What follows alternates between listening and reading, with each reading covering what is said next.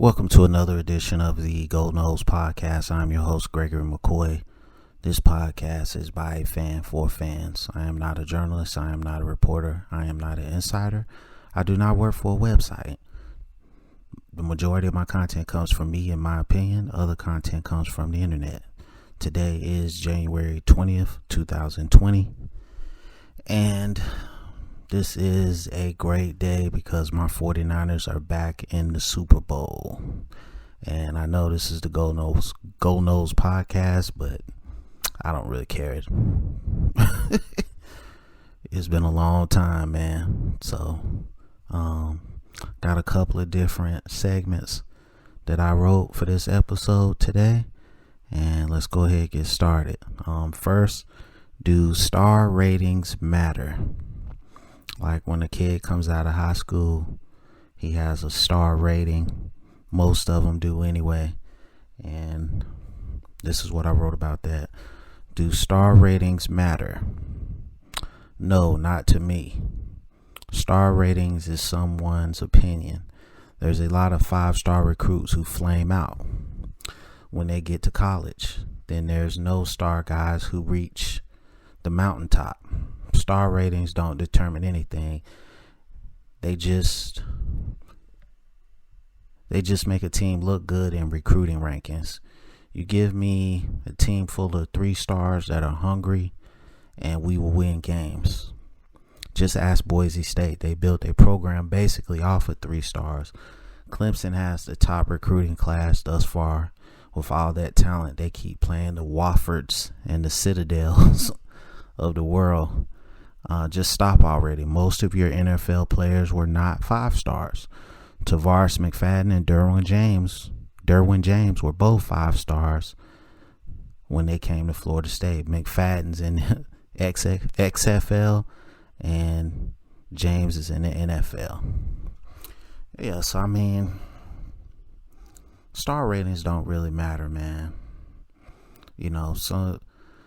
Fans get enamored with star ratings and who gets the top guys and all this stuff, but most of those guys don't even make it to the NFL. So star ratings don't determine what's in a guy's mind, what's in his heart, and if he has a passion to play the game. So at the end of the day, what matters is that you have a great coach, a great program, and a great culture that can get players to come to your school so you can hopefully win conference and national championships.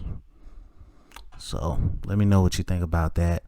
And moving on to the next segment, which is, will Florida State get back to elite status? If they get back to elite status, will you be emotional? And this is what I wrote about that. If Florida State ever goes undefeated and wins a national championship again, I will be emotional because the last 3 years have been a lot of ups and downs. We had a coach who basically quit on us, and we had a coach that I don't know if he knew what he was doing. I don't know if he sabotaged this past season so he could get fired and get his buyout money. But going through a rebuilding process is not fun, but when you're going through it, you need to be patient and see steady improvement. This fan base is spoiled. This team looks like it did. I hope this team doesn't look like it did when Willie Taggart was here this coming season. Pretty much for Mike Norvell, you can rebuild, but you still got to win and win now. Fans should always have a high standard when it comes to this program. All it takes is for one winning season and we can get this thing rolling again. It's going to be a long road back, man. I don't know who the quarterback's going to be. Seen some news over the weekend. This dude, Chubba Purdy, passed out and hit his head on a cabinet or something. I don't know. Like, he went a whole day without eating or something and passed out, and Like, where was his parents at?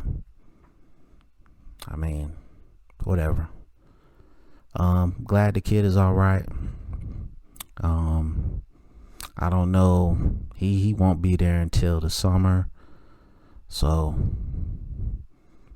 probably it's between Jordan Travis, James Blackman, and Rodemaker. So we'll see what happens, man. But like I said earlier, you got to appreciate the good times when we have them. If we can ever get back to the national championship game, I'm definitely going to appreciate it and not take it for granted. So moving on to the next segment, which is going to be Thaddeus Moss, the tight end this year for the LSU Tigers, versus who I think is our best tight end in the history of our program, Nick O'Leary. And this is what I wrote about that. Similar in size, similar in play. O'Leary might be the better route runner. Moss might be the better athlete.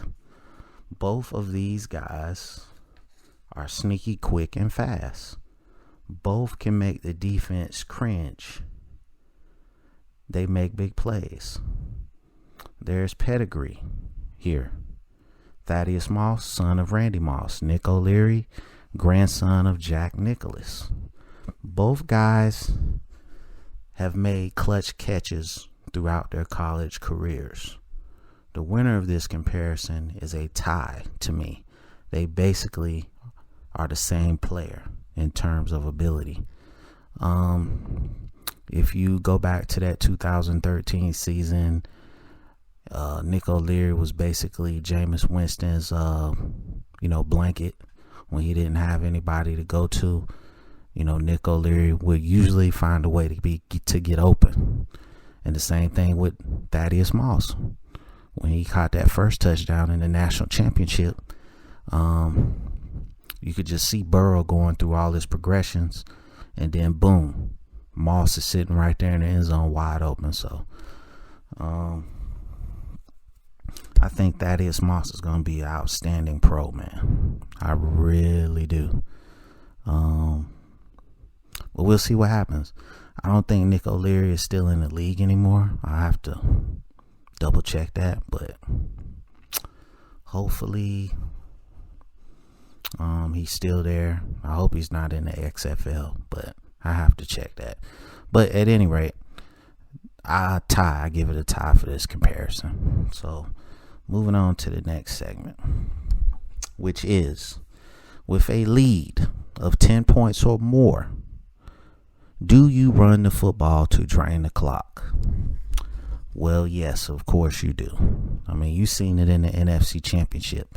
Run game and defense wins championships. Okay, you go back to the Clemson LSU game. Clemson is up 17-7. They come out and start throwing the ball. They lose the game. Okay, ETN was getting off on LSU on that defense. So why you didn't continuously give him the rock, I don't know. But here's what I wrote about that.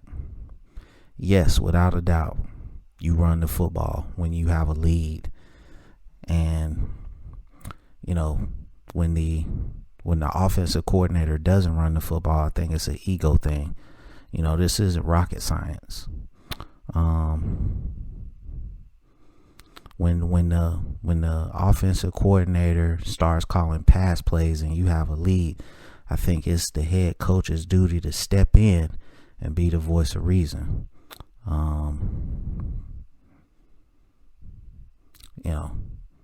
49ers against Minnesota ran the ball 47 times for 186 yards. That's how you win championships.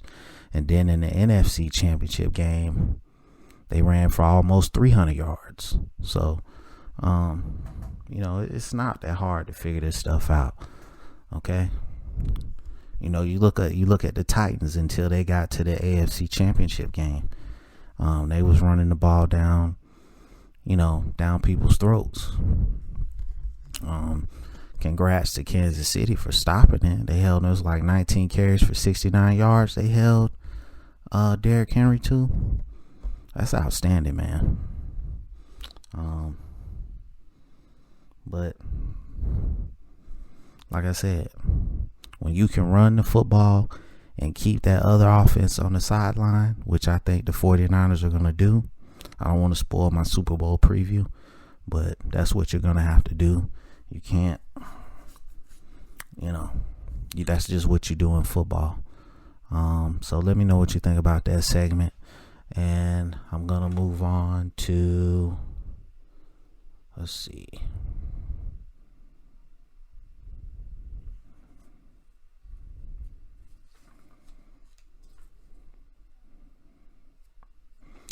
NFL playoff reaction.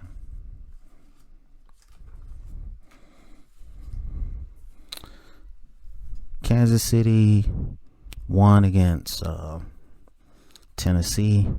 Patrick Mahomes, basically another great performance. The defense played outstanding. Kansas City is in the Super Bowl. It'll be plenty of offense from their end. My San Francisco 49ers win big behind a great running game and okay defense. Shanahan's run first attitude and defense. That's a great formula for championships, man. I just, I can't say it enough. Anytime that you have a great running game and defense, you're going to win a lot of games. You're going to win some championships. And, just outstanding, man. Outstanding. So let me know what you think about that NFL preview. And over the weekend, we had a commitment from junior college, LaDamian Webb, 5'8", 190.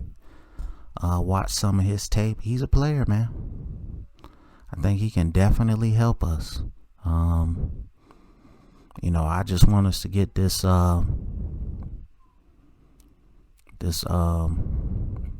what's his name? The kid from running back from South Georgia.